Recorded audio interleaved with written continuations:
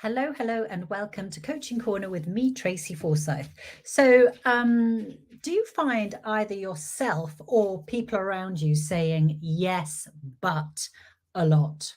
Yes, but we've tried that before and it didn't work out. Yes, but we don't have the money. Yes, but I don't have the skills. Things like that. Yeah. Do you recognize that in yourself? Well, if the answer is yes, then I invite you to take a day where you switch all the yes buts to yes and.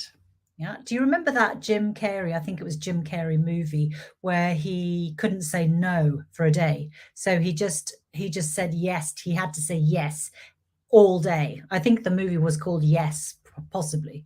So I am inviting you to take a day where you do the similar sort of thing, but just use yes and instead of any yes buts. Why?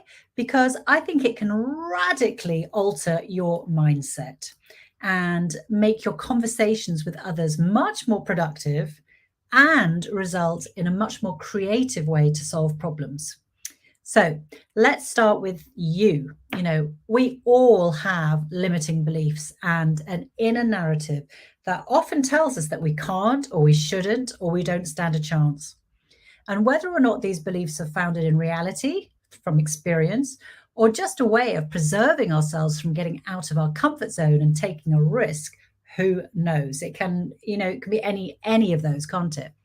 But when we get into that yes but thinking, that's often what it is. It's like a limiting belief. Yes, I'd love to have a promotion, but they don't think I'm qualified, might be a typical statement. So instead of that, for example, try, yes, I'd love a promotion and I'm going to have a chat with them to find out if they think I'm qualified. See, there's a big difference there, isn't there? And secondly, I think it works in conversation with someone else. So, for example, this might be me and my son who's just passed his driving test. Mum, now that I can drive, don't you think it would be good if I had my own car? So I could either say, yes, but we don't have any available cash for that. Plus, the insurance for people your age is bonkers. So it's just not a good idea. Or I could say, yes, it would be great if you had your own car and your own independence. And isn't that a good incentive for you to work hard and get a part time job and earn enough money to pay for it and the insurance? Yeah.